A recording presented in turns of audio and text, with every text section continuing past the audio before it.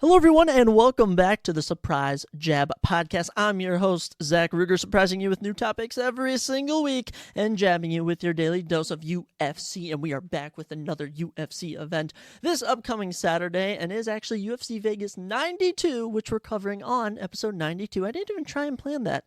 It's just funny how some things work out just like that. So I'm excited to be talking about that to cap off this episode. We're going to be going through all the fights, dropping our predictions, looking at the fighters, exciting stuff. And with the new news that Apex events are coming to an end at the UFC, this is one of the very last few you're going to be seeing. And on paper, it may not be good, but who knows? Who knows? There's always promise that it could be good. Also on today's episode, going to be checking in with the NBA and NHL on their playoffs as we head towards the conference championships in both of those leagues, as well as looking at the NFL schedule, which recently dropped, I think yesterday or 2 days ago. Exciting stuff. We're going to be looking at the Vikings schedule pretty much in some other big matchups going down this upcoming season.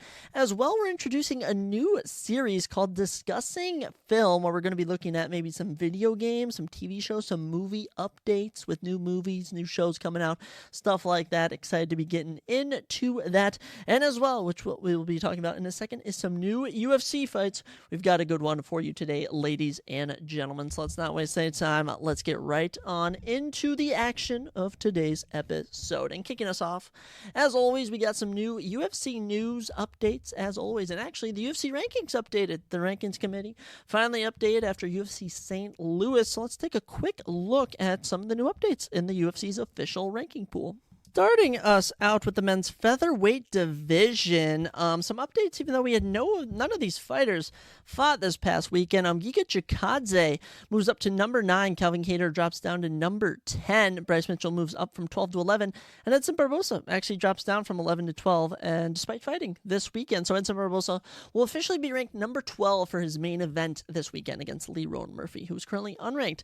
Giga Chikadze, ranked number 9, will be taking on number 6 ranked Arnold Allen at UFC 304 in Manchester, England. That's going to be an exciting fight, the biggest fight of Giga Chikadze's career so far. And Arnold Allen, big bounce back matchup for him after losing to Max Holloway. Calvin Kattar, I don't really think has a plan after getting dominated by Aljamain Sterling. I could potentially see a fight between the winner of Joe Henderson Brito and Dan Ige. That fight was actually officially announced today. Featherweight matchup. Joe Henderson Brito currently unranked, but is on a 5-fight finishing streak. He'll take on the number 13 ranked Dan Ige at a future event this upcoming summer. Might be UFC 303. I don't know for sure. Maybe event in July. We'll have to see, but I don't know what's next for Calvin Kattar. We'll have to see. Number 11, Bryce Mitchell. I mean, Sean Woodson just won. Sean Woodson's on like a 5-fight unbeaten streak. He can take on him next. And as for number 12 ranked Edson Barbosa, as we already know, he will be fighting in the main event. Can't wait to talk about him later on today's episode. Moving to the men's light heavyweight division, fresh off of his 12-second knockout, Carlos Ulberg is now ranked number 11th at men's light heavyweight 205. I don't really know who he could match up with. I know number 9 ranked Volkan Ozdemir, number 7 ranked Johnny Walker are fighting. Number 6 ranked Nikita Krylov hasn't fought in a while. That could be a matchup for him potentially. But I mean, Carlos Ulberg is going to be so fresh, took no damage. I think he absorbed one significant strike in his absolute slaughter of Alonzo Menafield last Saturday. So we'll have to see. Alonzo Menafield's now down to 13. Probably looking at an unranked opponent. If I'm being honest, he's probably fighting an unranked guy come next fight for him. In the men's heavyweight division, Alexander Volkov passes Stipe Miocic to move from 6 to 5. This is pretty big as Stipe Miocic is still apparently fighting John Jones in the future, but John Jones, continues to be champion despite not defending his belt. Stipe continues to be the number 1 contender despite being ranked number 6 in the division. Weird how that works, but with Volkov being ranked number 5, I could maybe see a fight between him and Sergey Pavlovich. I think that fight's still going down at UFC Saudi Arabia. I'll have to see. I'm very curious as to what will come of all that. Derek Lewis does move from number 12 to number 10 in the men's rankings. I don't really know what to do next with him. I think a rematch with Taito Ivasa or Jairzinho Rozenstruik, the 2 men that he passed in the rankings, should be next for him. You know, he's saying he's in his prime, but he's had his shots at the top. They've never worked out. I think Derek Lewis should just stick to fights like he had last weekend. Just some, maybe not against grapplers. Maybe put him against some more strikers so that we don't have to see any grappling when it comes to Derek Lewis. And as for our final little update in the rankings, Jasmine Jesu Davicius moves into the rankings at women's flyweight to number 15. She hasn't fought since early this year. She did win, so good for her, but another random update when it comes to the men's rankings. But we'll leave that there. We do have some new fights that I'm absolutely pumped to talk about, and all three of them are going down at UFC 304 in Manchester, England, starting off the return of Paddy the Baddy. Oh, Paddy the Baddy. I got my Paddy the Pimblett shirt. You know I'm going to be rocking that for, when is that? July 27th. I gotta wait till the end of July to watch this. Unreal. He will take on the number 15th ranked lightweight, Bobby King Green. It's actually going down. These two have talked so much trash. Everyone's called out Paddy Pimblett, and finally we get to see Paddy against a ranked opponent. Hey, you know what? Paddy dominated Tony Ferguson. People are trashing the guy. He's yet to lose in the UFC. He's had some close fights. Bobby Green just had a banger performance against Jim Miller.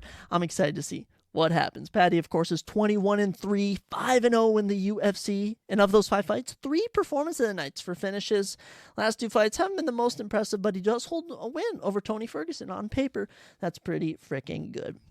Same thing goes for Bobby King Green. I mean, he's beaten Jim Miller, Grant Dawson, Tony Ferguson. His only bad performance was on short notice against Jalen Turner. I don't think we can really hold that against him. Of course, I'll be riding with Paddy Pimblett, but Bobby King Green, man, 32-15. He's 13-10 in the UFC. He's fighting a veteran, seasoned Bobby King Green, but a 9-year age difference could prove to be something to look at. Excited to see that fight. I'm assuming either the third fight on that main card or potentially to kick it off.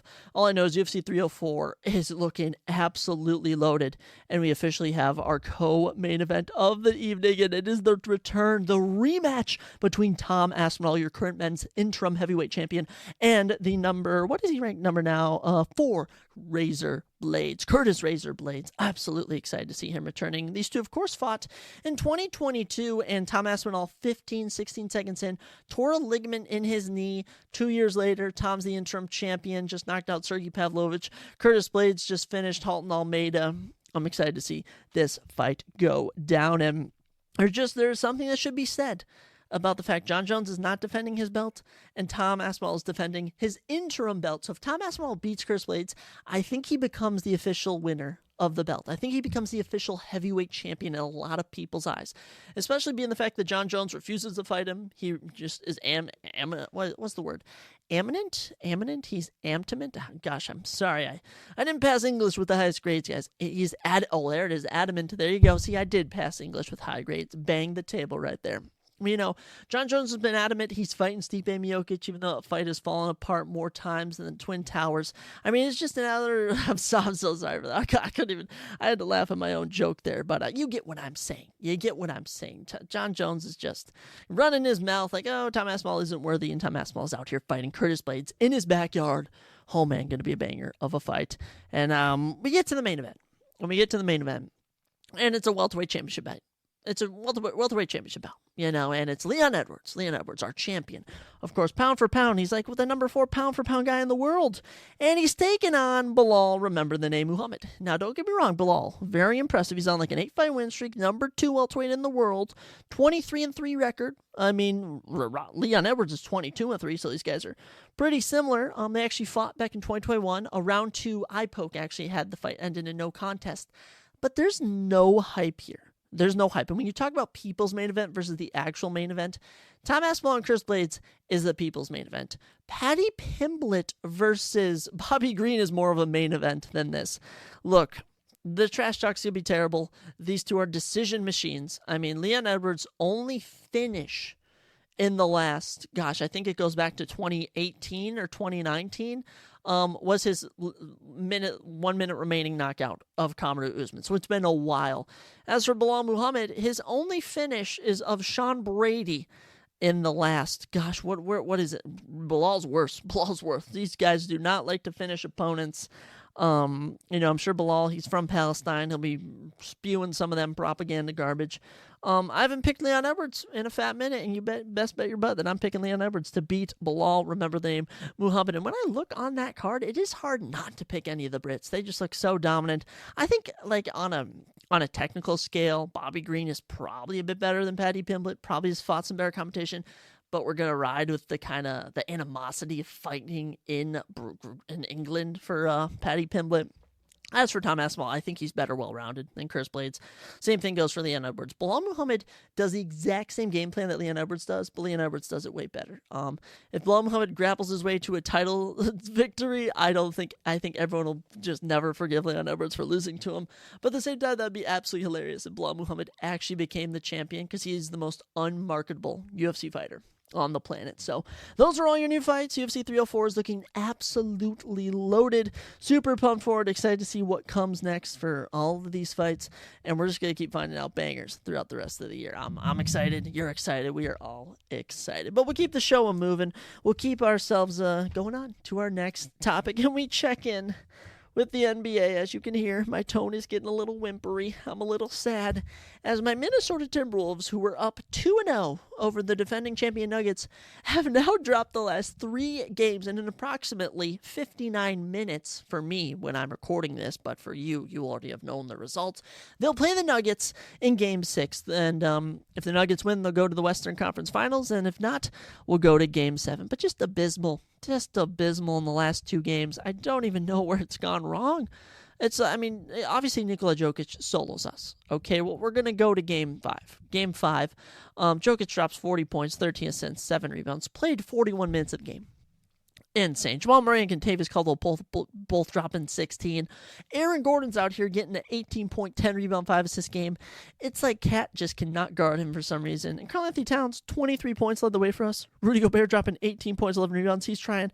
Anthony Edwards only getting 18 points on 44 minutes. We just cannot have that. With the state we're in, we cannot have that. Jaden McDaniels getting 9 points. I don't really know what I expect of Jaden McDaniels, if I'm being honest. But I mean, even our backup, Nickel Alexander-Walker, is in. Mike Conley was out. Naz Reid only getting 7 off the bench. We cannot have that.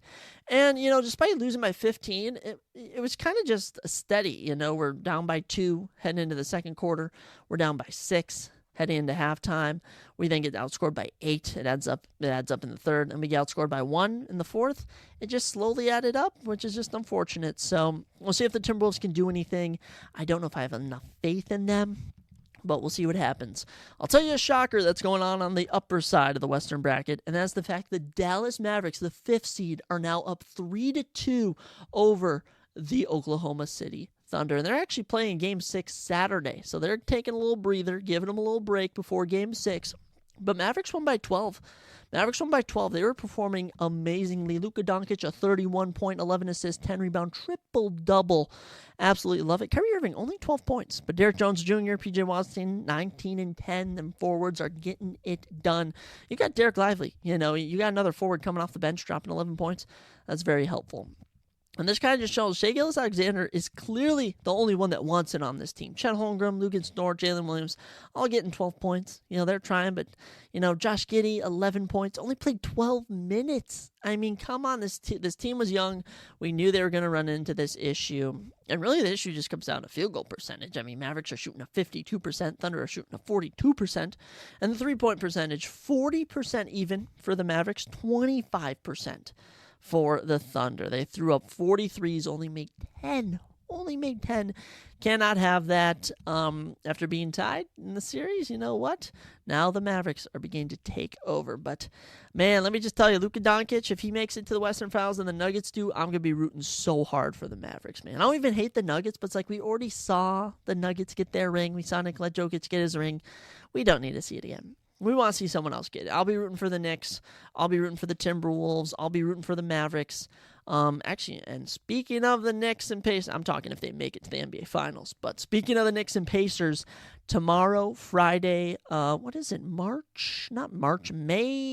17th, we get Game 6 between the Knicks and Pacers. And let me just tell you, the Knicks got the momentum as we head to Indiana. Game 5, utter domination. A 30-point win for the Knicks. I mean, just Jalen Brunson, 43 minutes played, 44 points. That's how you do it. This guy, man, such a stud. Leading the charge. Josh Hart, 18 points. Dante DiVincenzo and Isaiah Hartenstein, both starters, 8 and 7. So didn't get that much, but the backups were playing a majority of the game. Miles McBride off the bench, 17 points. Alec Burks off the bench, 18. These guys thriving when they get minutes to play. As for the Pacers, I mean, they just got outplayed, man. Pascal Siakam dropped 22 points. Naismith only had 8. Miles Turner 16. Tyrese Haliburton 13. Only 5 assists. This guy who averages 10 assists cannot be having that. Just got outplayed. That'll happen. Knicks shot 101 shots. Pacers shot 72, and the Knicks still shot a better field goal percentage by 3%. Come on.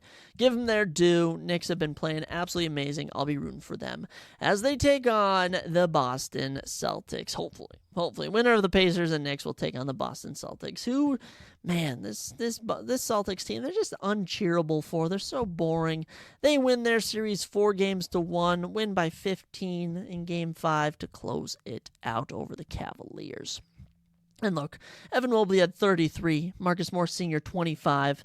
They didn't have Donovan Mitchell. Donovan Mitchell was this Cleveland Cavaliers team.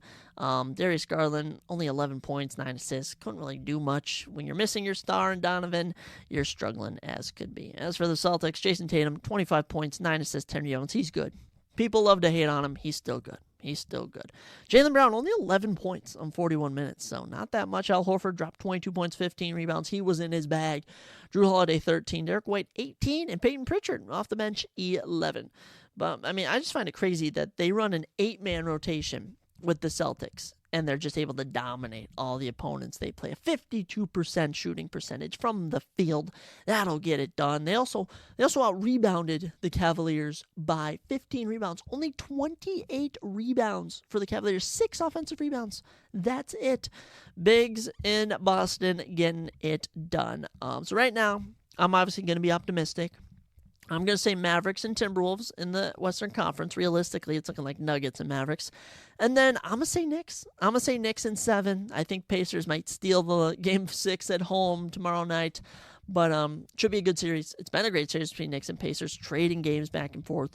But it's do or die for the Minnesota Timberwolves. So I'm hoping my Timberwolves can get it done. If not, then I'm probably done watching basketball. Honestly, I have no interest unless the Minnesota Timberwolves are doing good. So that's your little NBA check-in. Hopefully Monday when we talk to each other next, the Timberwolves are in a Game 7. Let's hope so. Let's move it over to our little NHL check-in. It's always casual. It's always chill. Just checking in with the team, seeing where we stand. Right now, Game 6 is going on as the Rangers lead the Hurricanes 3-2.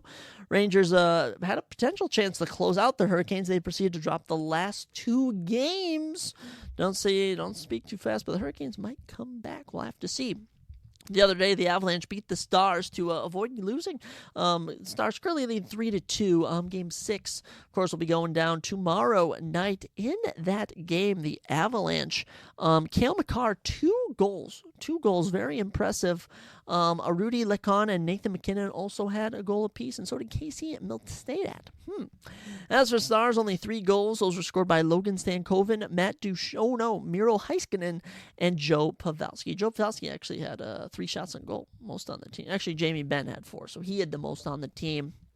But yeah, number 1 seeded Stars, struggling with the Avalanche. Same with the Rangers. Rangers just cannot put the Hurricanes away. So I'll be very interested to see how those 2 teams perform in their respective conferences. As for who the Rangers and Hurricanes winner could play, Bruins down 3-2 in the series, but avoid getting swept. A lot of these series were at 3-1, and teams just said, nah, I refuse to lose, and the Bruins win 2-1 over the Panthers in Game 5, pushing it to a Game 6. Charlie McAvoy, 1 goal on 6 shots. Very crazy. He was firing that puck, and Morgan Geekie was also able to get in a goal, but it was competitive. Sam Reinhart on 8 shots had the only goal for the Panthers. My goodness, 8 shots. I think he had like half of his team's shots. Absolutely crazy.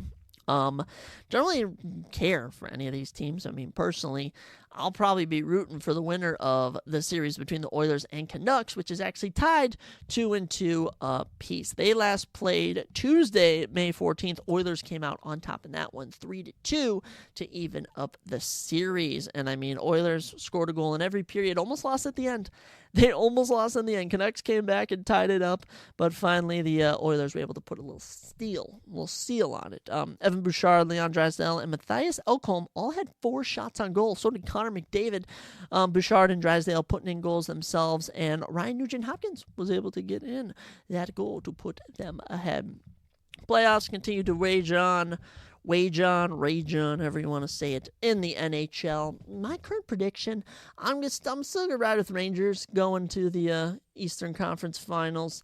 I'm still going to say the Panthers put the Bruins away, even at home. I could see that. Or if it goes back to Florida, they'll get it done. So we're probably looking at Panthers, Rangers, Eastern Conference Final. As for Oilers Canucks, that's anyone's game. I'm probably going to ride with the Canucks, and I'm definitely going to go with the Stars of the Avalanche. I don't really know why I don't care for the Avalanche. It's nothing personal.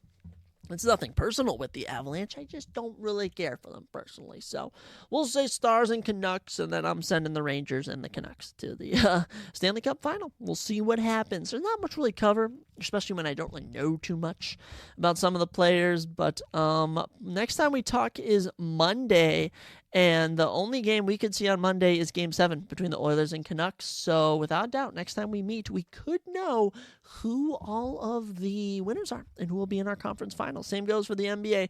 Excited to see what happens in both of those respective leagues. But the NFL playoffs, not the NFL playoffs, the NHL playoffs continue to rage on. And speaking of which, the NFL, now that I accidentally muttered it, the NFL schedule just dropped. And I'm absolutely pumped for it. I know people are hating. People love to hate. I don't know why people love to hate. I love to support. As my Minnesota Vikings finally get their schedule to drop, I don't really pay attention to the preseason. Personally, I could care less about preseason. I think it's a money grab. I understand it gets the players warmed up, but as a fan, I have no interest. What am I going to do in the preseason? I find no interest in watching games that don't matter. Okay, there's no interest for me. And I stutter. I get all teed up. I'm always like, oh my gosh, what's going to happen? But let's check in with the Vikings schedule first. Then we can kind of go look at some other teams' games, kind of see what's going on in all those regards. But the Minnesota Vikings will be kicking off their season after the preseason. Come on, help me out. There we go. Regular season on Sunday, September 8th, as they'll take on the Giants. Oh, we'll be facing the Giants in New York. Hey, I'm interested to see how Daniel Jones does. Us and the Giants have history.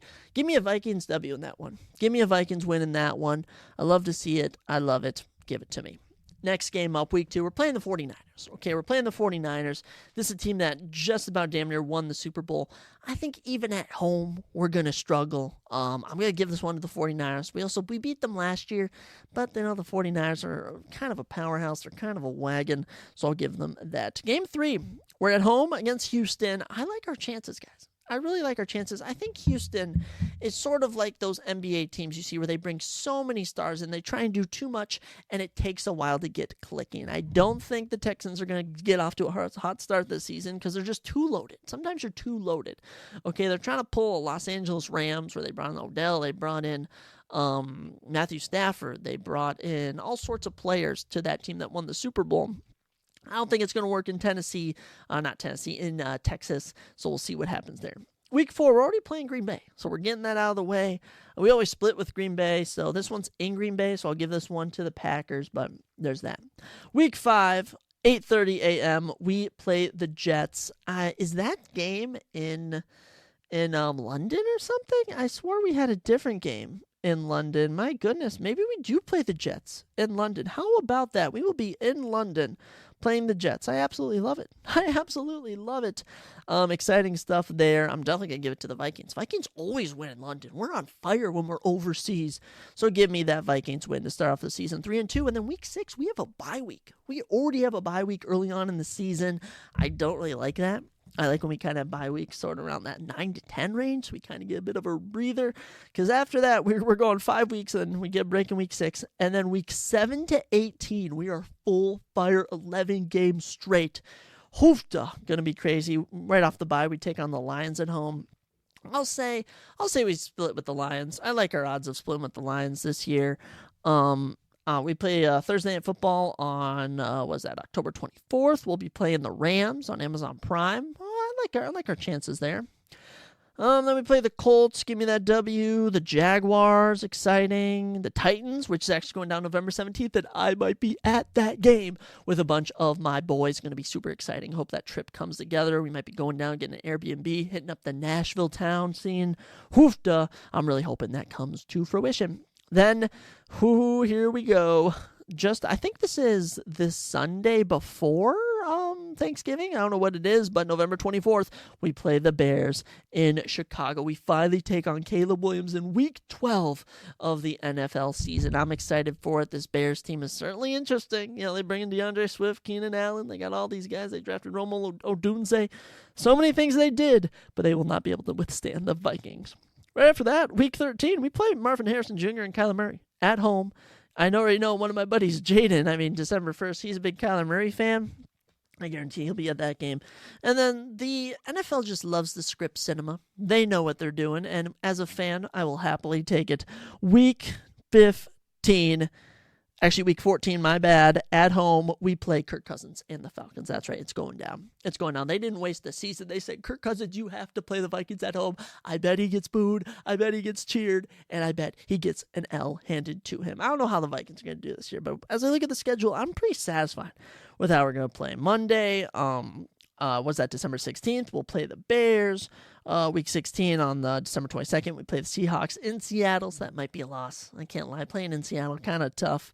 17th, we play the Packers at home, so I like that. And then we end the season in Detroit. Oh, man. Again, they have us play in Detroit. I absolutely hate that about the NFL. They really love to give us tough opponents, but hey, you know what? I'm not going to be too upset. This Viking schedule looks pretty fun. I'm looking at an 11-6 season. JJ McCarthy, Rookie of the Year without a doubt. Justin Jefferson, the MVP of the league. And we also signed Robert Tonyan. Robert Tonyan, been to the Bears, been to the Packers. He's making his rounds. We have Aaron Jones, Offensive Player of the Year. Obviously, I'm a biased Vikings fan. We'll see what actually happens. I hope it's not a rebuild year. But we have a lot of tools. The Vikings have a lot of tools. Of course, getting Dallas Turner, replacing Daniel Hunter, Dallas Turner. I'm here for it. Absolutely love it. Viking schedule looking fire. We officially kick off the NFL season on Thursday, September 5th, as the Baltimore Ravens visit the Kansas City Chiefs. The Chiefs open the NFL for another year, and historically they lose. They lose, but they're also playing the Ravens, and, Lamar Jackson is, Josh Allen has now reached a point where he's a great player, but he has no team. I think Lamar's kind of getting to that point, man. Another disappointing exit in the playoffs. Didn't do anything. This might be the end of Lamar in Baltimore. I don't know what's going to happen, but if he does not produce at least a conference visit this year, it's probably bye-bye. That's all I'm going to say. Nothing more to touch on. After that, in an odd fashion, Friday, September 6th, we get a Packers and Eagles game on Peacock. Very goofy. It's actually in Sao Paulo, Brazil. What in the world? How am I just finding out we have a Brazil game and it's the Packers versus the Eagles? I just hate both those teams, but I'll root for the Eagles in that one. As I'm not actually a real Packers hater, but just for the fun of it, I hate on the Packers. Then September 8th is the official Sunday, which is kind of the official start of the NFL. Lots of games. There's going to be lots of good games all season long. Your first Monday night game is the Jets at the 49ers. That's going to be a fun one. Let me see if I can find a top 10.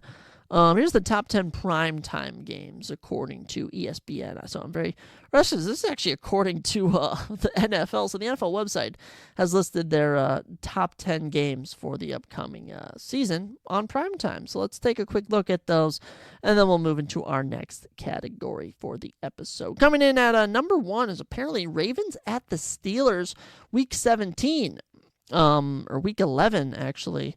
On CBS, what in the world? Where a Cruiser Stadium? How is this the number 1 game for the season? Here are mine based on the list of each team's upcoming opponents. So the Ravens and Steelers is apparently the number 1 game, Week 11. That's not true. The Steelers are going to suck. Russell Wilson and Justin Fields, both quarterbacks. I'm sorry, Seth, but that's my roommate, by the way. That's not it.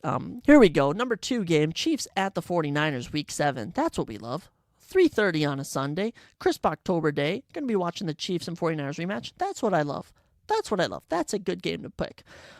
Number 3, here we go. Packers at Bears, Week 11. First time they play Sunday at noon. That's going to be a great game. Jordan Love, Caleb Williams. We'll see how he does. We'll see how he does. I'm always excited to watch rookies. And let me tell you, Caleb Williams has a lot of hype with him. He's cocky. He likes to stand out with his attire. I'm very, very intrigued to see how he performs in his NFL debut, and especially as he takes on divisional opponents. Another name that comes to mind for me, obviously we saw C.J. Stroud exceeded expectations, but Bryce Young with the Panthers has so much to prove. The Panthers barely improved. You could say they didn't even improve, and they're going to blame Bryce Young if it doesn't go well. So I'm very intrigued to see how Bryce Young performs. Ranked number 4 on this list, Week 16, 49ers at Dolphins, going to be a killer game. This Dolphins offense is unreal. It's their defense that needs to be improved. We'll see how they do. I mean, you got Devin Achane, you now got Odell, you've already had Tyreek, you've already had Jalen Waddle. Tua Tagovailoa was an absolute dot with that left hand. Excited for that one. Ranked number 5, Ravens at Chargers, Week 12. It's just the essential that the Harbaugh brothers, Jim and John, are going at it. In all reality, Ravens are going to run through the Chargers. Chargers are going to suck this year. They don't have anyone. I actually am so confused what the Chargers are going to do. They have no wide receivers. Wide receiver 1, I think, is Quentin Johnson, who is known as the guy who drops balls. So that's certainly curious. Ranked number 6, Bills at Texans. Yeah, Week 5. This is a game we love to see. Noon on October 6th, the rematch, Stephon Diggs, not the rematch, but the reunion, Stephon Diggs will be taking on his old team. I'm sure they're going to be lighting him up on defense. But Texans team, excited to see it. And this Bills team, it's feeling like a rebuild. Even though you got star QB, I feel like it's a rebuild for them. I hope not. Honestly, I hope that, Josh Allen can work it all out. Ranked number 7, Cowboys at Commanders. I guess Jane Daniels is going to get eaten alive by the Cowboys. And the Cowboys, how about the fact they got blown out by the Packers in the playoffs? This has got to be a revenge season for them. This has got to be a revenge season for the Cowboys. And when I think of the Cowboys, I think of the fact that the Cowboys have never, they're the Bills of the NFC. They always make it so far and fail. They always make it so far and fail. They're even the Ravens, if you want to compare it to them. Dak Prescott really got to take this defense all the way. But should be interesting. Should be an interesting matchup.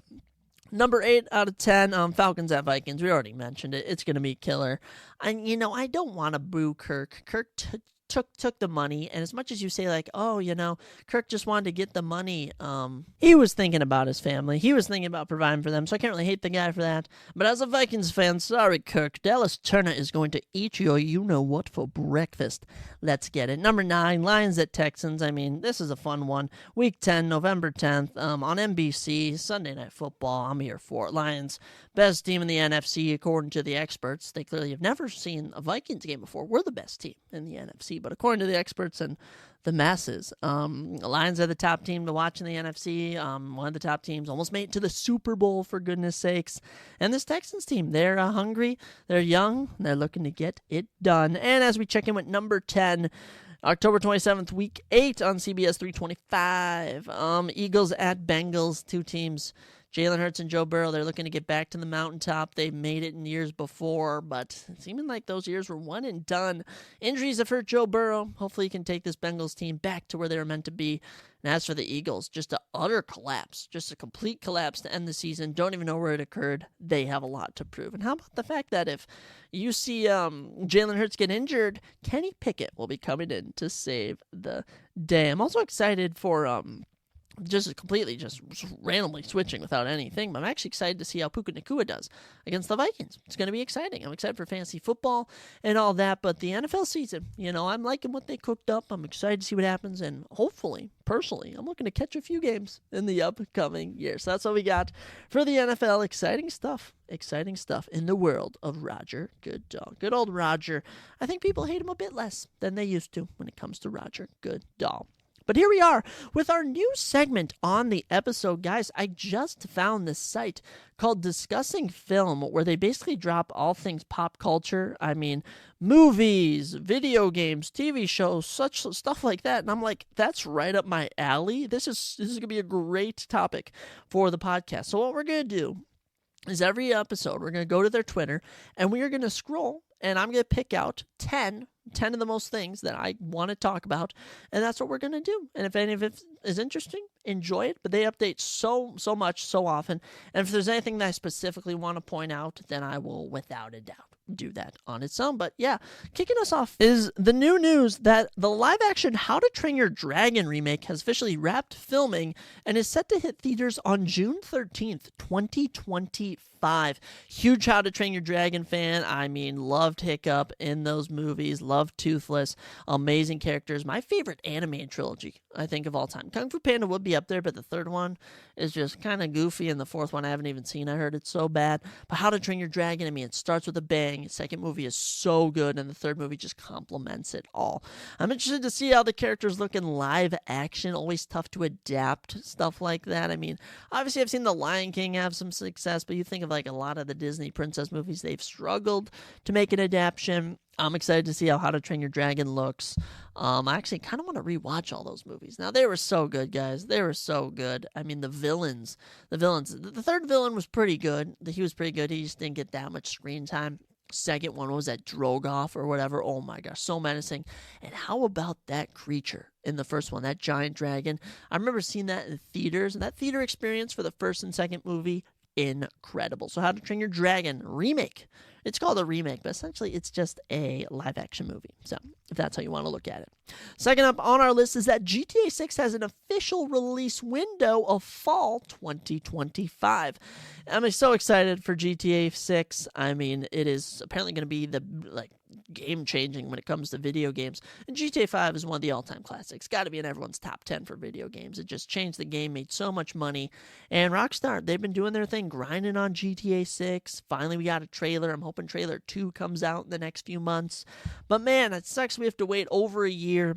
You're honestly looking at almost a year and a quarter, probably year and a quarter until the next game. And that fall window, you're looking at September, October, November. So that's still a 3-month window. I mean, I'm excited for it. I'm definitely going to be playing it. It's going to be weird. I'll be 23 playing GTA 6. That is something pretty trippy. 15-year-old me never would have thought I would have, but certainly building animosity, building everyone's anticipation up for it. I'll be excited to see what comes out of it. Number 3 on our discussion list today is that seasons 2 and 3 for Shogun are in the works. Hiroyuki Sanada will return alongside showrunners Justin Mark and Rachel Kondo. Shogun, this new samurai Japanese show on Hulu, I have heard just the utmost praise for. Super excited to watch it one day once I get Hulu again. I'm currently only on HBO Max and Amazon Prime and YouTube. I've been watching a lot of Cody Covids, but when it comes to Hulu, I mean, Shogun, I've heard great things about this. It also has the actress from the Monarch series on Apple Plus. I loved her in that show. And I honestly love the samurai culture. They're actually they might bring this up on the slides, but I mean, Assassin's Creed is coming out with a new game called, I think, Shadows, and it goes to ancient Japan, and you're basically a samurai, which that stuff is so cool. The Shogun series, I've heard, has great moments, great stuff, and I'm excited to check it out. And apparently you're getting seasons 2 and 3, so now I know for a fact I won't be left with a cliffhanger after season 1. Thank goodness. Thank goodness. I hate when shows that are one and done do that. Number 4, Will Smith says him and Michael B. Jordan have some really solid ideas for I Am Legend 2. He said, I think we're going to make it on screen together. Of course, the I Am Legend, of course, Will Smith and his German Shepherd. In this, I don't even know what you want to call it, apocalyptic world with, gosh, what are they? What are they? Zombies? These just weird creatures or whatever they are. And I honestly hated the movie because they killed the dog. They killed the dog, and that was it. If you kill a dog in a movie, I just hate you. It's just automatically I hate you. But they're making a sequel because Hollywood loves to make sequels of movies, and Michael B. Jordan is going to be coming into it. I don't know how Will Smith is going to play into the picture, but certainly if they can cook up something like Will Smith says he has, then it should be a good show. Number 5 is that the show Young Sheldon officially ends tonight, May 16th. Final episode of Young Sheldon comes out, of course, the prequel, if you will, to the Big Bang Theory of sorts. It's gotten crazy reviews, gotten great reviews, gotten amazing reviews. I mean, I don't know really what to say. Good show from what I've heard. I've never really watched it. I really haven't watched too much of whatever you want to call it, normal TV. I don't even know what you call it, regular TV. I haven't really watched that. I watch shows or YouTube, if anything. But from what I've heard, Young Sheldon has been a great show. It's gotten great reviews, and the actors from it are all going to go places. Actually, the actress from Alexa and Katie was in it, if I'm not mistaken. And I've heard that there's some just really great quotes in it, really great, stories. Every episode ends with like a lesson being learned. Typical stuff. Number 6, new posters for A Quiet Place Day 1 have officially dropped.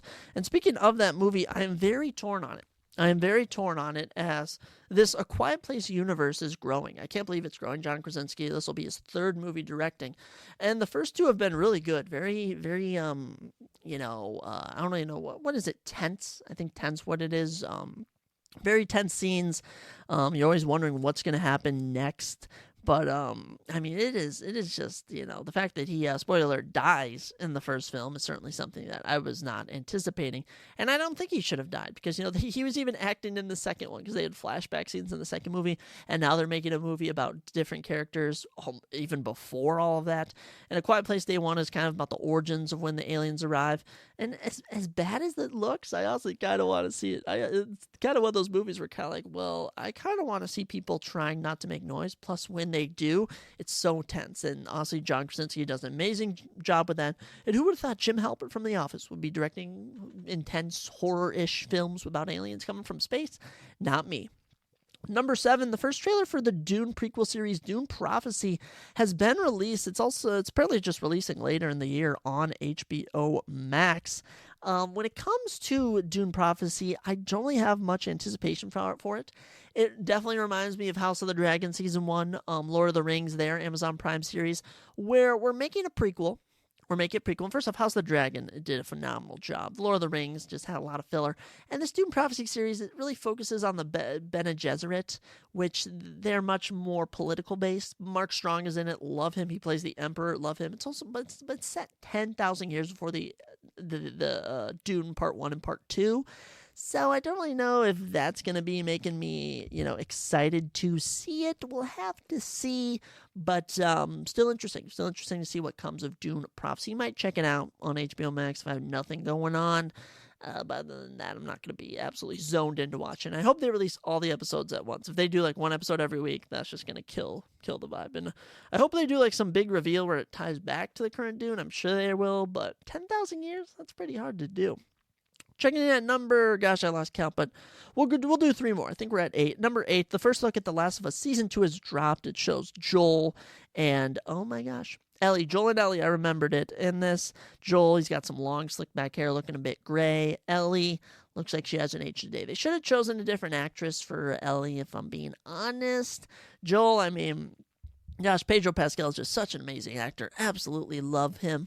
Season, honestly, I've heard the games in the first season are pretty parallel. They just changed a few things. I'm excited to see what they do. I love the first season of The Last of Us. A lot of shocking moments, a lot of interesting moments, and kind of ends with, exactly how the video game ends, with Joel lying to Ellie, and she'll probably find out in Season 2. And I do kind of hope they defer from the games, because for some reason the games killed Joel, and even like game fans were like, it's so like unnecessary, like, it's kind of like there's no reason to kill him. So I'm kind of hoping the show differs from that and they keep him around, because Pedro Pascal is my favorite part of the show. It's him and Ellie. If it's just Ellie, I'm sorry, but her actress was kind of unbearable. I'm not trying to be mean. Number 9, Squid Game Season 2 will release in December. I cannot believe it has been like 2 years, 3 years since we watched Squid Games. That first season was absolutely phenomenal. Absolutely loved it. And it's one of those few shows which I'm able actually to watch with subtitles, or I actually watched it with the actors speaking in their normal language and then with subtitles, and it didn't bother me at all. But man, crazy ending to it. And we're about to see the main character, whose name I can't ever remember. I'll have to try and remember. What was he, number 652, 352 or something like that? Finally going after the Squid Games creators. I'm excited for it. It's been a while, and it finally comes out in December, which means I do have to wait 7 months. But maybe if I go in for Christmas, it'll give me something to watch as we're driving into Chicago. And the final news we got for discussing film. Personally, I don't know how you feel about this, but I love this little series talking about this stuff. Happy Gilmore 2 has been given the green light at Netflix. Adam Sandler will return the star. I'm sure it's going to be him kind of mentoring in the next kind of guy, and I'm sure it's going to be like following what Happy Gilmore did after the events of the first film. But man, that's been like 25 years or something since that first film, I'm pretty sure. Something close to that. Adam Sandler is kind of on a run at Netflix, making movies after movies after movies. So I'll be curious to see how Happy Gilmore 2 works out. But honestly, Adam Sandler, he's been doing such serious movies. I don't even want to talk about Hubie's Halloween. That was absolutely crazy. But seeing him get back into this goofy character mood for Happy Gilmore 2, I'm excited for it. But it'll probably be like 2 years, because being given the green light and being in production is two completely different things. But that's all we got for discussing film. Excited to see all these shows, all these movies, all these video games when they finally come out. But lots of stuff, and I'm thankful for there's databases like Discussing Film where we're able to talk about all this stuff in one big place. So yeah, we're gonna be doing that every episode as just something to kind of spice it up, as I love movies and TV. But with that, ladies and gentlemen, let's get right into the bread and butter, the best part of today's episode, our UFC Vegas 92 preview and predictions for all the fights going down this upcoming Saturday. And we're gonna try and bring excitement to the fact that it's kind of a mediocre Apex card. Lots of good names we know, lots of interesting fights, but yeah, let's not waste any time. Let's get right into it and give our predictions for who we think will win, and maybe even how. I'm just joking. We always say how they're gonna win. Let's go to our very first prelim of the evening. We head to the women's flyweight division, or strawweight division, 115 pounds for our first prelim of the evening, as Vanessa Lil Monster Demopoulos takes on Emily Gordina Ducote. Vanessa Demopoulos is 10-5. Emily is 13-8.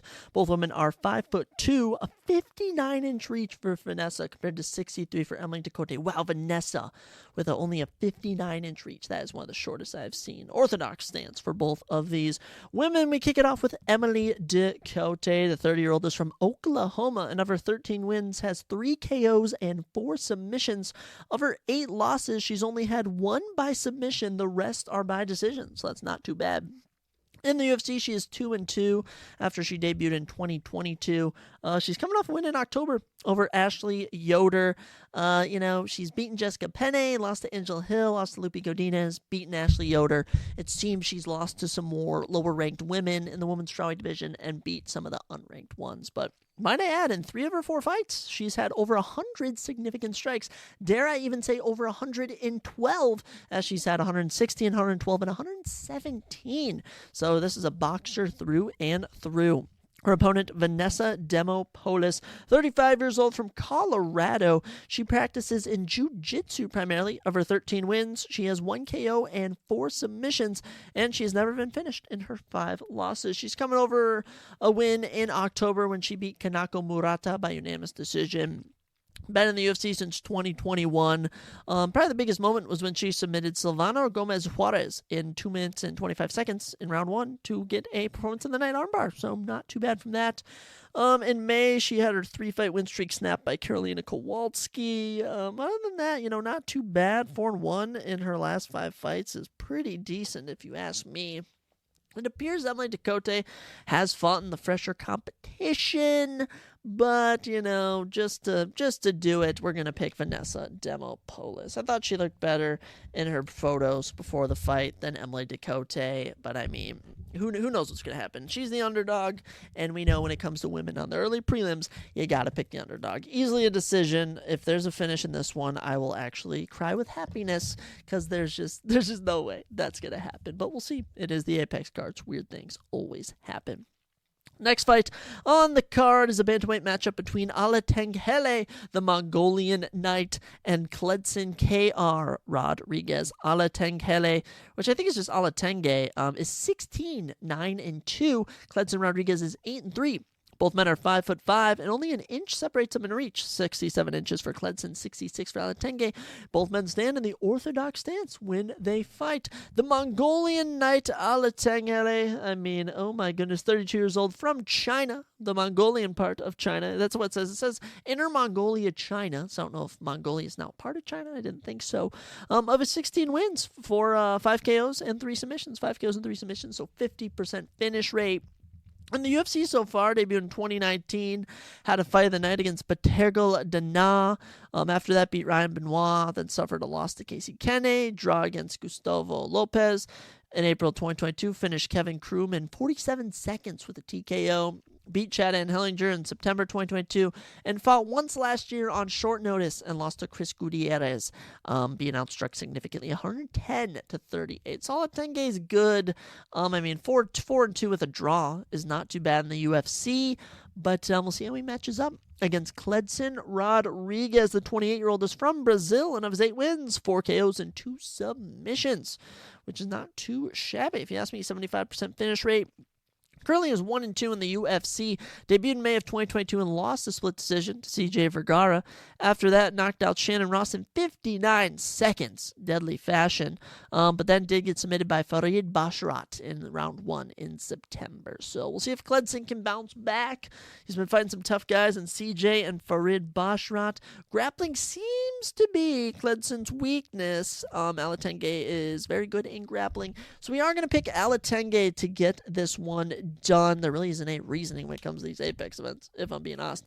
And we're even going to say by decision. But if Kledson can bring that Shannon Ross knockout power, he'll get it done. But I do want to bring up a fun fact about Shannon Ross. One of my favorite things about Shannon Ross is that he went 0-4 in the UFC and was knocked out in all 4 fights. So I do find that as one of my favorite stats of the evening.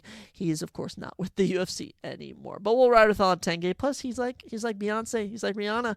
He's like Madonna. They only got one name, and those people are special. Moving on to our third fight of the evening, we're back in the women's strawweight division as Piera La Fiera Rodriguez takes on Ariane Sorioso Carnelose.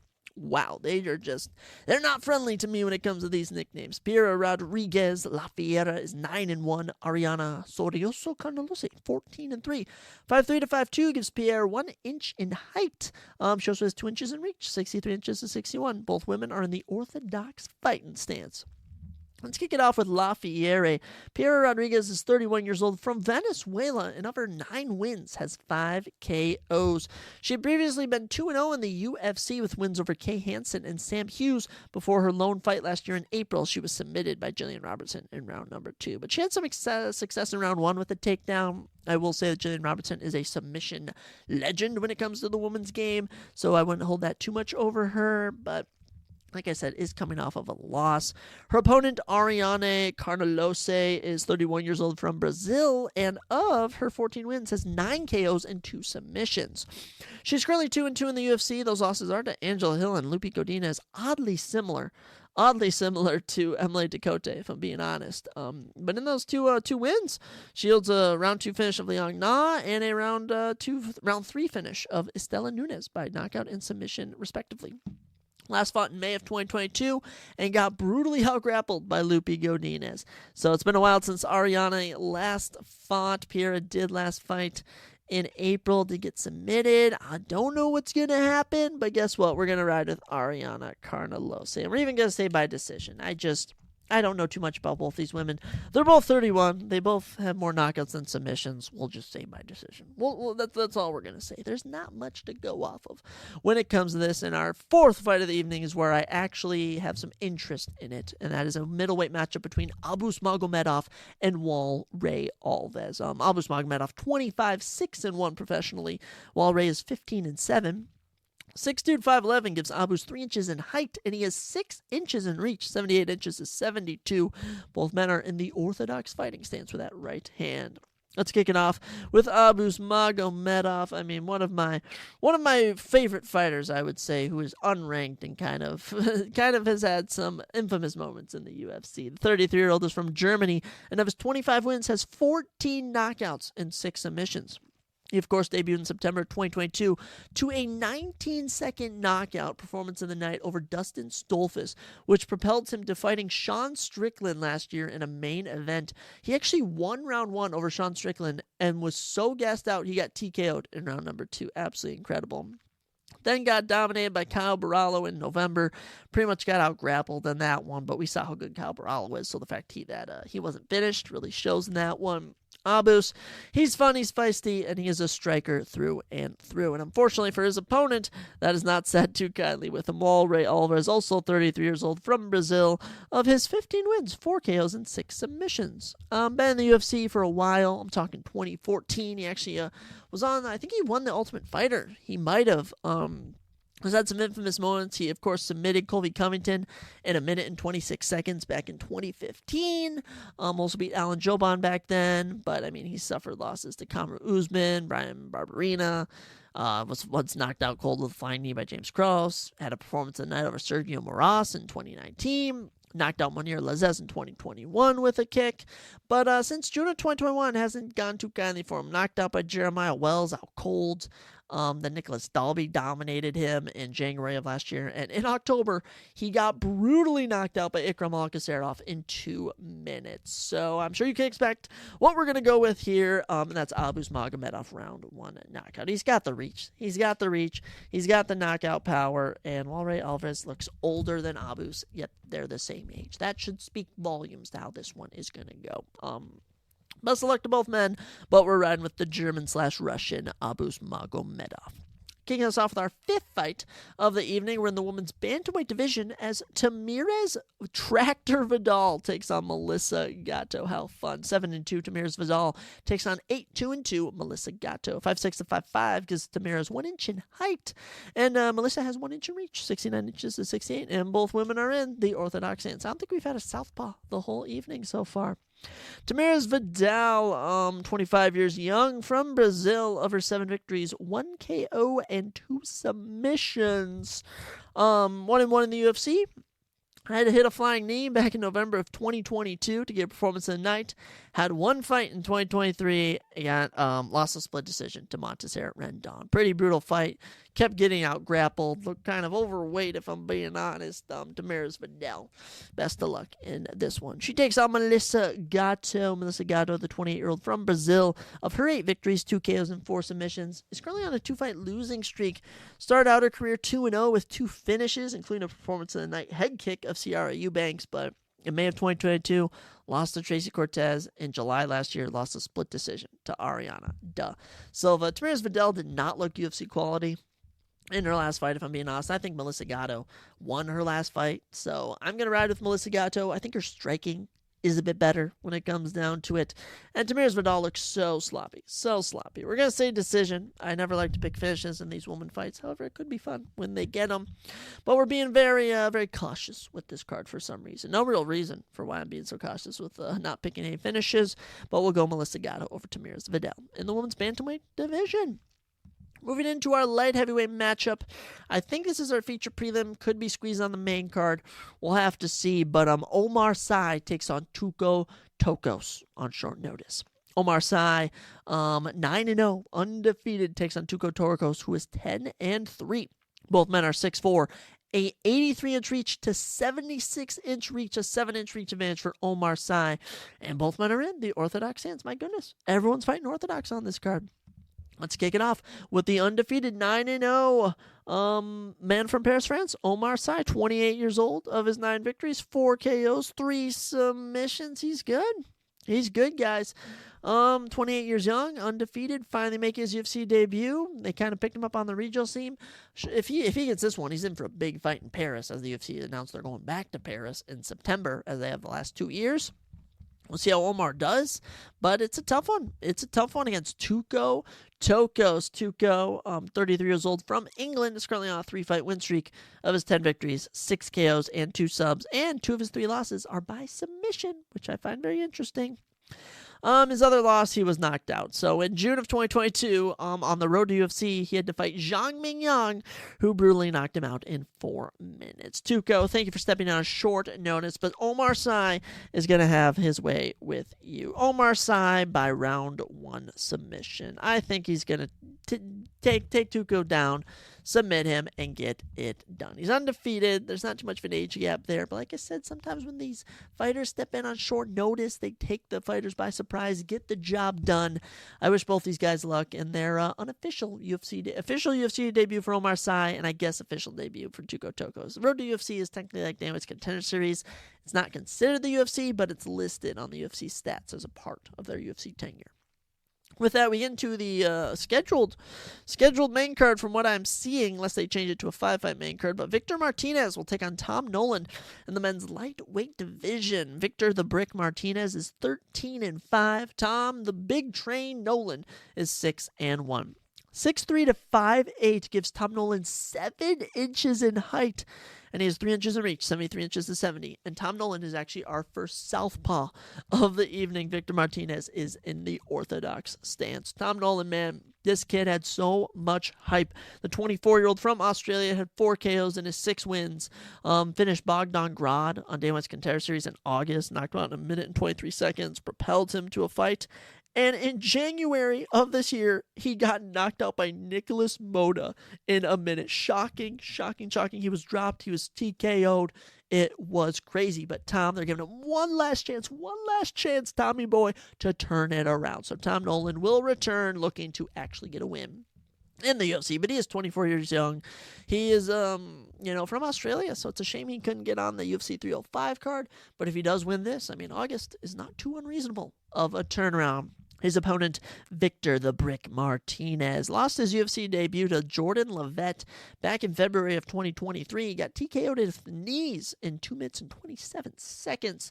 The 32-year-old from Texas has 8 KOs in his 13 wins, and of his 5 losses, he's been finished in 4 of those. So I'm sure you can only assume what's going to happen. That's right, Tom Nolan is going to get a round 1 TKO, and I'm excited for him.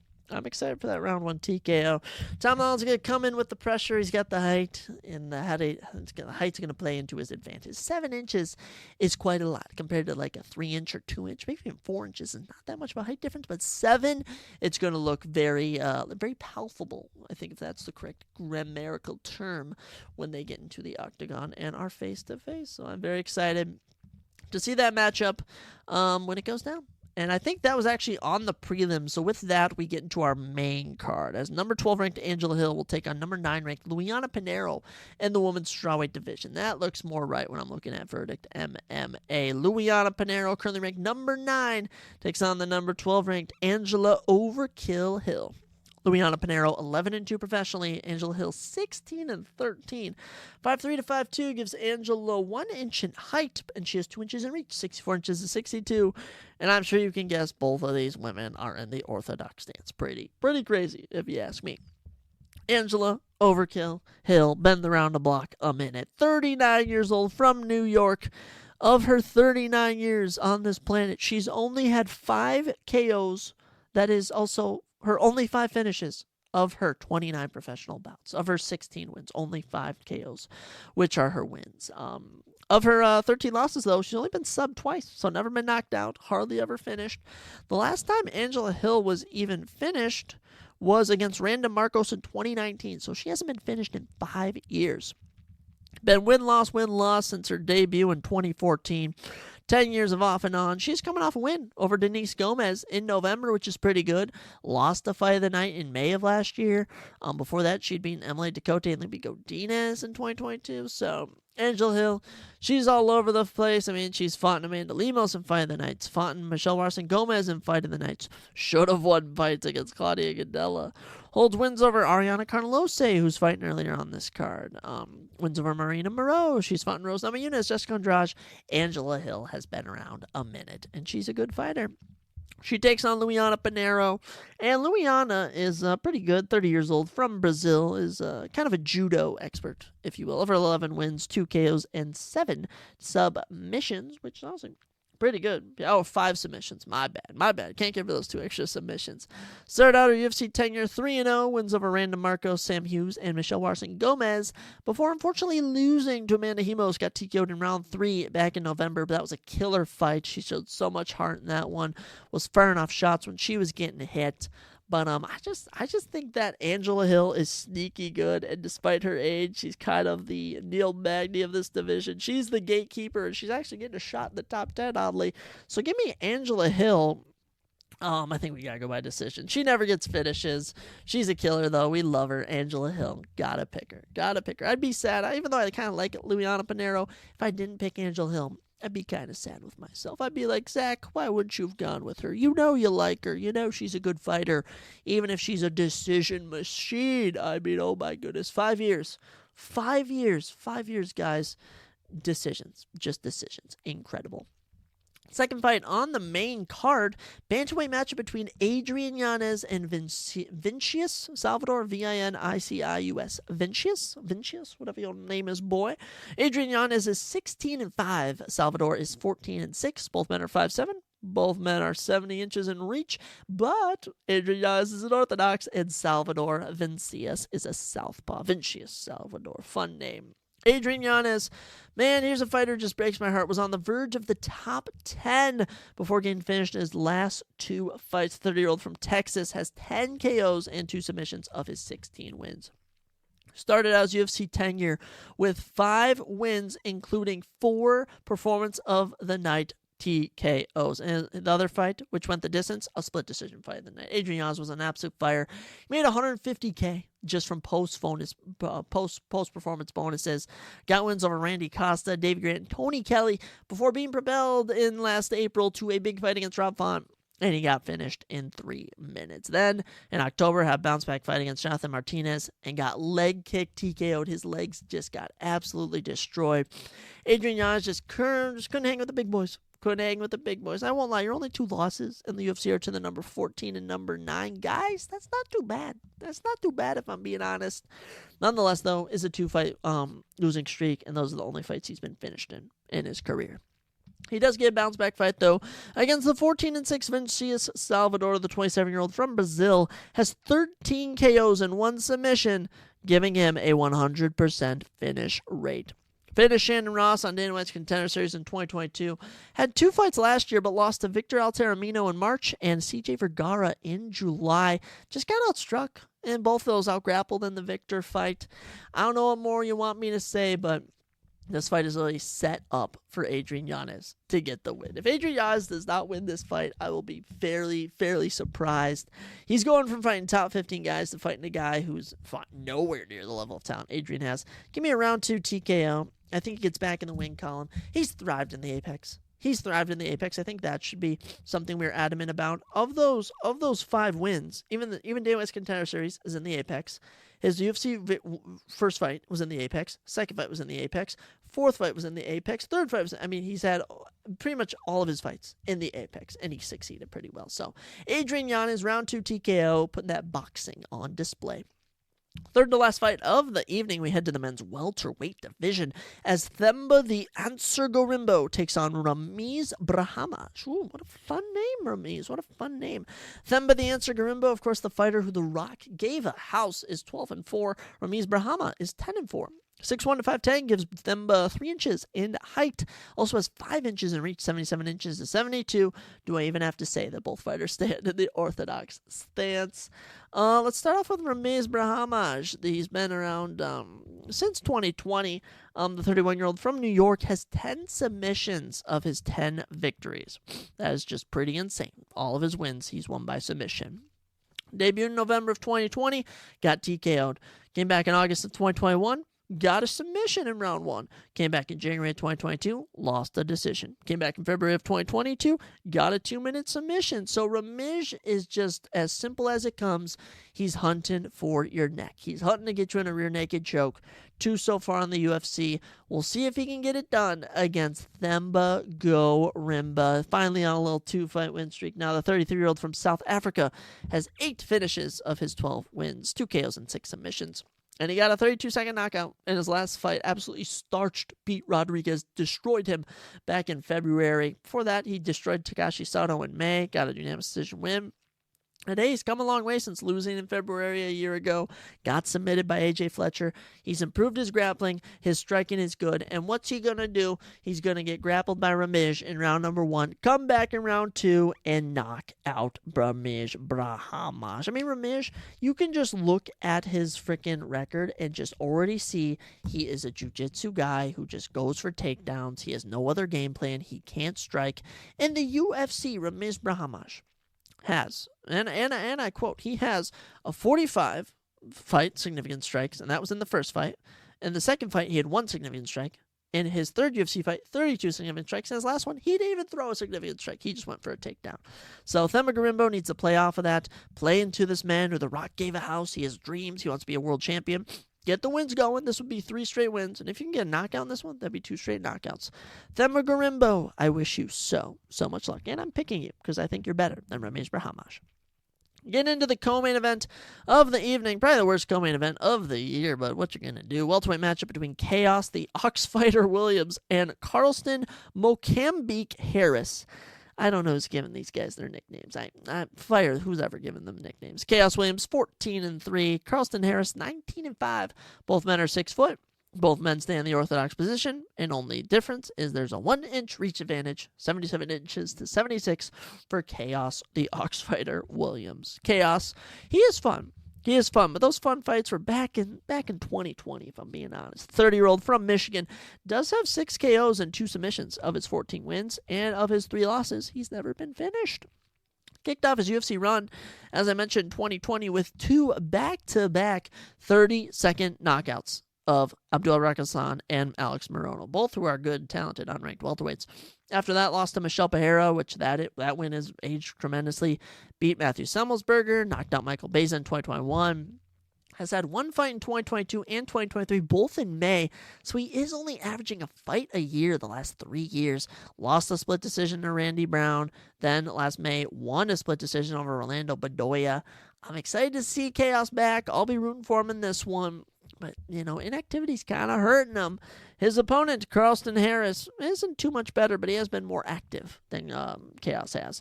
Carlston is 36 years old, from Brazil, and has 5 KOs and 6 submissions in his 19 wins. And he's actually on a 2-fight win streak. 4-1 in the UFC. Of those 4 wins, 3 of them are round 1 finishes. Actually, 2 of them are round 1 finishes. His only loss is to Shavkat Rakhmonov, where he got finished in round 1, but we already know Shavkat Rakhmonov is the best welterweight on the planet. Last time out in August, was losing against Jeremiah Wells, was getting utterly destroyed, and then with just a miracle at hand, was able to latch an anaconda choke in round 3 and get a submission. He landed 5 significant strikes in that fight. Carlston Harris is a grappler through and through. He got lucky in his fights in 2021. He fought guys that didn't know what they were doing, but now he's fighting guys that know what they're doing. And sadly for Carlston, I think Chaos gets back to the mantle. I think Chaos gets back to the mantle, and we get a round 1 knockout. Round 1 from Chaos Williams. It's been long overdue. It's been like 3 years, and now's a perfect opportunity as you take on the 36-year-old age veteran in Carlston Harris. But like I said, we mentioned Carlston's only losses to Shavkat Rakhmonov. That could show that he doesn't really lose to unranked guys, but at the same time, he hasn't really fought anyone else that we can show. So there's that. I'll be rooting for Chaos, but don't expect too much out of this one. This is an Apex card. And we get to our most exciting fight of the evening, which is the main event. As number 12 ranked Edson Jr. Barbosa, the legend, takes on Lerone, the undefeated Englishman, otherwise known as Lerone the Miracle Murphy. Fun times with these two. Let's check them out. Edson Barbosa is 24-11. Lerone Murphy is 13-0 with 1 draw. 5'11 to 5'9 gives Edson 2 inches in height. 75 inches and 73 inches gives also Edson 2 inches in reach. And with both these fighters being orthodox fighters, I think we only have 2 southpaws on the whole card. Not even switch stance. Everyone else is orthodox. I usually never focus on their stance, but I've just found it so fascinating that everyone's been in an orthodox stance. But It is what it is. Let's check out the fighters. Number 12 ranked Edson Barbosa, the 38-year-old from Brazil, has 13 KOs and 2 submissions of his 24 wins. Of his 11 losses, he's actually been submitted 6 times. I found that as a little fun fact. And he's been finished. Oh, no, out of those 11 losses, 6 times he's been finished. I should better have said that. He's been knocked out a lot more than he's been submitted. Edson, currently on a little 2-fight win streak. 2023 was an absolutely legendary year for him. Kicked it off in April with a beautiful knee knockout, earning himself a performance bonus over Billy Quarantillo. Then in October, capped off with one of the best fights of the year, the best Apex fight of the year, the best fight night of the main event of the year, when he beat Sodiq Yusuff in a fight of the night. Oh my gosh. Almost got finished in round 1. Came back, won 3 of the last 4 rounds, and just utterly amazing. Loved it. And after, this was long overdue because Edson, there was a time he got finished by Giga Chikadze in August of 2021, got brutally beat by Bryce Mitchell in March of 2022, came back last year, looked like a whole new Edson at 38 years old. Been in the UFC for 14 years now, almost year 15, since 2010. He's had legendary knockouts of Terry Etim, fights of the nights against Ross Pearson, Anthony Njokuani. He's had fight of the nights against Danny Costello. He's fought in Donald Cerrone, beaten Bobby Green, beaten Paul Felder, fought Michael Johnson, fought Tony Ferguson in fights of the nights, beaten Anthony Pettis, beaten Gilbert Melendez, beaten Beneil Dariush with performance of the nights. He's fought Khabib, he's fought Kevin Lee, he's beaten Dan Hooker, fought Justin Gaethje, Paul Felder, Danny Gaethje, goes on and on and on. Edson Barbosa is a legend of the game, and he's found a new home in this featherweight weight class. Since dropping down to featherweight, he has gone 4-3, but arguably I can say he should be 5-2, as he did beat Dan Ige in May of 2020. That was just a terrible decision. But other than that, he's looked perfect. I mean, that little rough patch was against Giga Chikadze and Bryce Mitchell, 2 of the top 10 featherweights in the world. And he gets another test here as he has to fight the young up-and-comer, which is Lerone Murphy. And this is such a level up for Lerone Murphy. And he was calling for it. Lerone Murphy was saying, I deserve a high opponent. Give me a high opponent. And here you go. Lerone Murphy, 32 years old, from England, of course, 13-0. And of those 13 wins, he has 7 knockouts. That's all he's gotten. In the UFC, in his debut, he had a draw against Zubaira Tukhugov. Pretty close fight in that one, but was able to power through it. That was in 2019. Comes back in 2020, finishes Ricardo Ramos in round 1.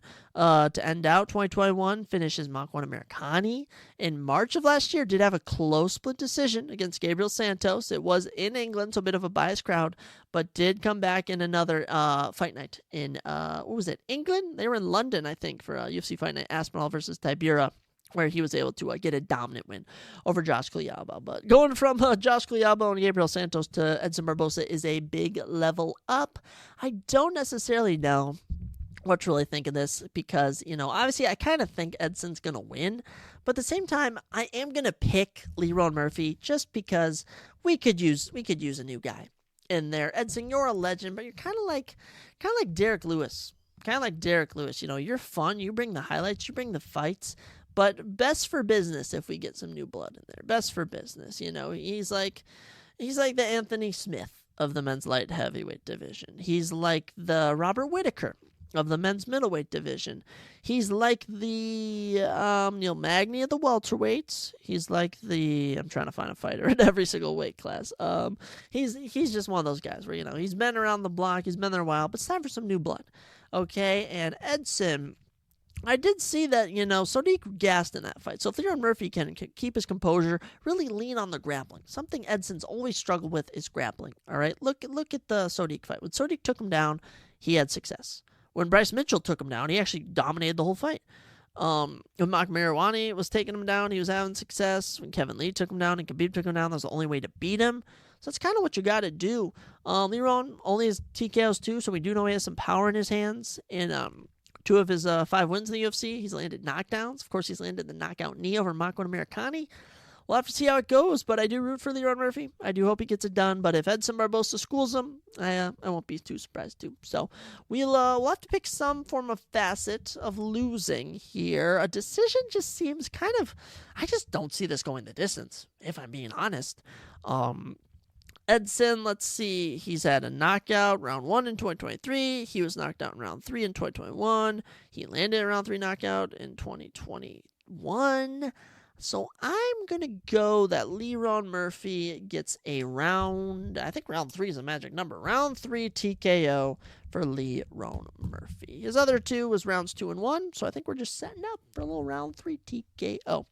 Best of luck to both these boys, but we'll ride with Leron Murphy. A lot of blue corner picks, actually red corner picks. We're kind of all over the place.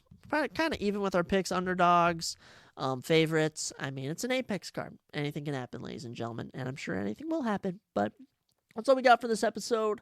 Our Apex events near an end. I kind of hope for if they do get to UFC Vegas 100, they do something kind of big. You know, it's the 100th Apex event. It's kind of something special.